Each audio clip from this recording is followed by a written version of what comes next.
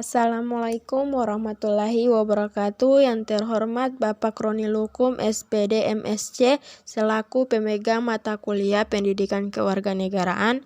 Kami dari kelompok 8 yang beranggota 3 orang, yaitu saya sendiri, Tipan Harim, yang kedua Lutfiana Kusani, yang ketiga Rivaldi Ayuba. Kami dari kelompok 8 akan memaparkan materi tentang gatra, keadaan, dan kemampuan penduduk. Yang membacakan materi pertama yaitu Rivaldi Ayuba, yang kedua Lutfiana Kusani, yang ketiga Tipan Harim. Baik, untuk mempersingkat waktu, langsung saja masuk pada materi pertama. Baiklah, pada kali ini saya akan menjelaskan materi tentang pengertian penduduk. Dalam buku Pendidikan Kewarganegaraan karya dari dan Fauzi Eka Putra menjelaskan bahwa penduduk merupakan manusia yang mendiami suatu tempat atau wilayah tertentu. Materi berikutnya yaitu aspek keadaan dan kemampuan penduduk. Aspek keadaan dan kemampuan penduduk ini berhubung dengan kondisi kependudukan di Indonesia yang mencangkup 3 hal, yaitu jumlah penduduk, komposisi penduduk, dan distribusi penduduk. Baik, masuk pada materi berikut, yaitu faktor yang mempengaruhi dinamika penduduk. Faktor yang mempengaruhi dinamika penduduk antara lain kelahiran, kematian, dan perpindahan. Ketiga hal tersebut juga sering disebut sebagai unsur dinamika penduduk. Berikut penjelasan dari masing-masing faktor.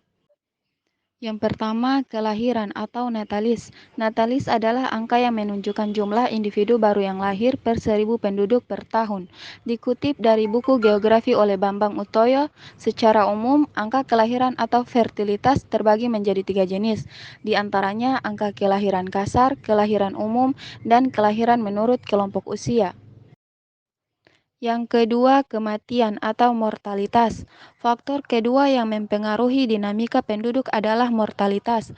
Mortalitas adalah angka yang menunjukkan jumlah kematian per 1000 penduduk per tahun. Angka kematian penduduk dalam suatu wilayah disebabkan oleh banyak faktor.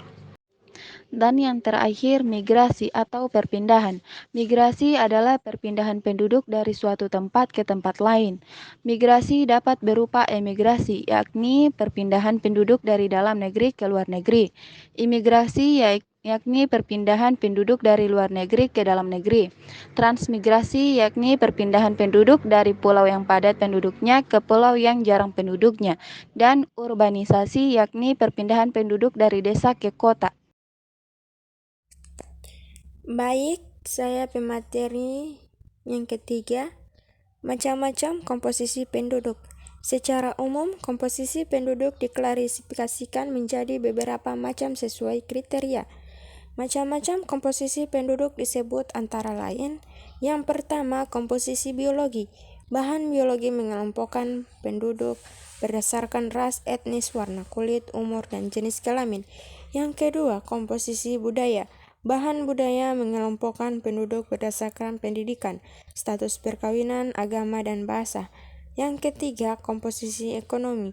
Bahan ekonomi mengelompokkan penduduk berdasarkan status pekerjaan penduduk. Baik, masuk pada materi yang terakhir, yaitu sumber kekayaan alam. Indonesia merupakan negara yang memiliki sumber daya alam yang melimpah, mulai dari sumber daya pertanian, perairan, pertambangan, dan energi, semuanya ada di Indonesia. Pemanfaatan kekayaan alam harus menggunakan 3 prinsip, yaitu yang pertama, prinsip maksimal. Prinsip maksimal pemanfaatan kekayaan alam Indonesia harus benar-benar bisa menciptakan kemakmuran dan kesejahteraan bagi rakyat. Yang kedua, prinsip lestari. Prinsip lestari pemanfaatan kekayaan alam Indonesia tidak boleh menimbulkan kerusakan terhadap lingkungan dan wajib menjaga keseimbangan alam. Yang ketiga, prinsip berdaya saing. Prinsip berdaya saing hasil pemanfaatan kekayaan alam Indonesia harus bisa bersaing dengan hasil kekayaan alam negara lain. Baik, itulah pemaparan materi dari kelompok 8. Sekian. Wassalamualaikum warahmatullahi wabarakatuh.